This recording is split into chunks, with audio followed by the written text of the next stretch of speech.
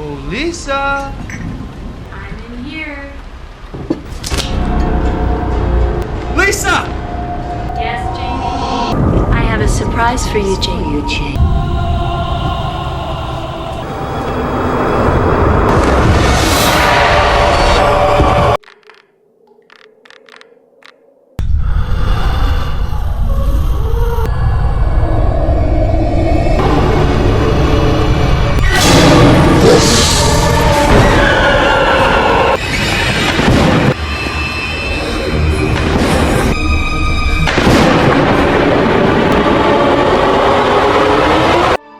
Beware the stare of Mary Shaw. She had no children, only dolls. If you see her in your dreams, be sure you never, ever scream. Hey, what is up guys? Sa video na ito ay pag-uusapan natin ang kaluluwa ng isang ventriloquist na pumapatay at nangunguha ng dila. Si Mary Shaw ay na-featured sa 2007 horror movie na Dead Silence. Lumaki si Mary Shaw na walang mga kaibigan at tanging mga manika lang ang kanyang kasakasama. Hindi rin matukoy kung sino ang kanyang mga magulang, ngunit sa kanyang pagtanda ay naging isa siyang successful na ventriloquist. Hindi nakapag-asawa si Mary Shaw at halos ibinuhos lang ang buong buhay sa mga manika.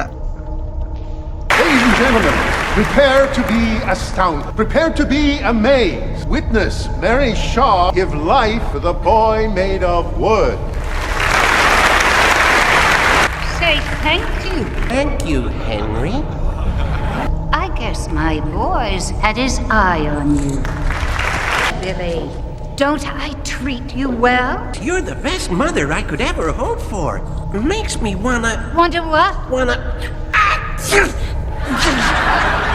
Taong 1941, habang nagpe-perform si Mary Shaw sa entablado ay bigla siyang na-interrupt nang mag-ingay ang isang bata dahil nakita niya raw na gumalaw ang labi nito. I can't I help can it. see your lips moving.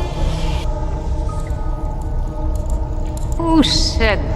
I did. I can see it. Your lips are moving. What do you say to that? Young Michael here doesn't think you're a real person. He thinks you're a dummy.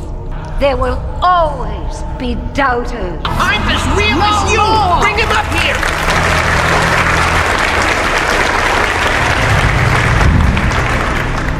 Now, who's the dummy? Dito na nakaramdam si Mary Shaw ng matinding galit dahil sa kawalan ng modo ng salbahing bata. Makalipas lang ang ilang araw ay biglang naglaho ang bata. Some weeks later, that boy went missing without a trace. Pinagbintangan si Mary Shaw ng mga tao kung kaya sinugod siya ng mga ito. Pinilit nilang sumigaw si Mary Shaw upang magawa nilang dukutin at tanggalin ang kanyang dila. Sa ganitong paraan nila pinarusahan at pinaslang si Mary Shaw. Ngunit ang hindi nila alam ay nag-iwan ito ng isang matinding sumpa. Ipinagbili ni Mary Shaw sa isang katiwala na gawing manika ang kanyang katawan at kasama niyang ilibing ang kanyang pag-aari na 100 at isang manika. Mula noon ay hindi na natahimik ang kaluluwa ni Mary Shaw at dito na rin siya naghiganti. They were found without their tongues. Just in family portraits.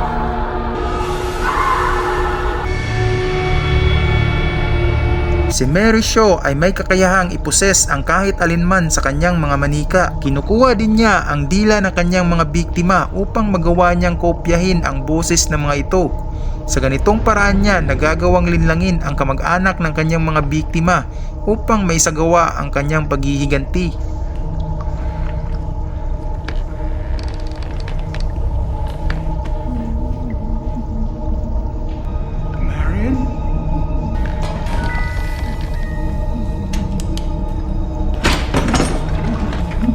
Marion? Anymore. Marion? Marion, now you come on out now.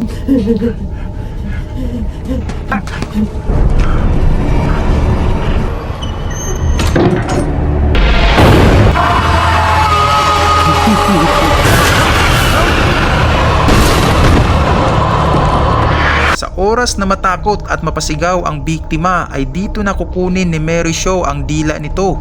Sa ganitong paraan niya tinatapos ang buhay ng kanyang mga binibiktima.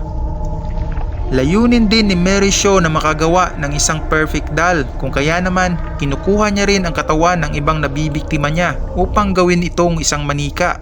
Ito ay sa kadahilanang gusto niyang gamitin ang perfect doll bilang kanyang bagong katawan.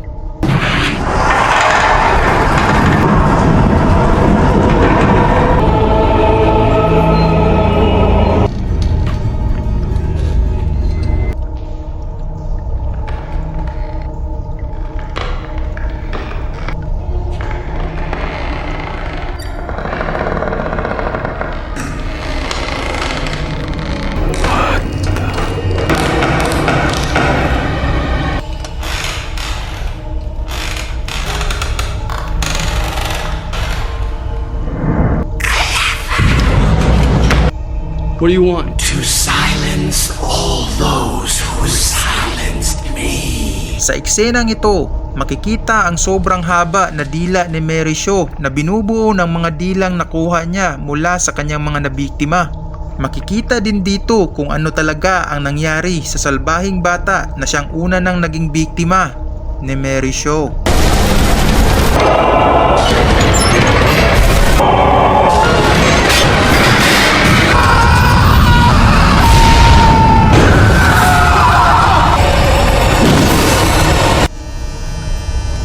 Well guys, I hope nagustuhan nyo ang video natin ngayon. Ano ang masasabi nyo kay Mary Shaw na na-featured sa 2007 horror movie na Dead Silence? Huwag sanang kalimutang i-hit ang like and subscribe button para mas updated kayo sa mga bago nating uploads. Hanggang sa muli, thanks for stopping by. Now, who's the dummy?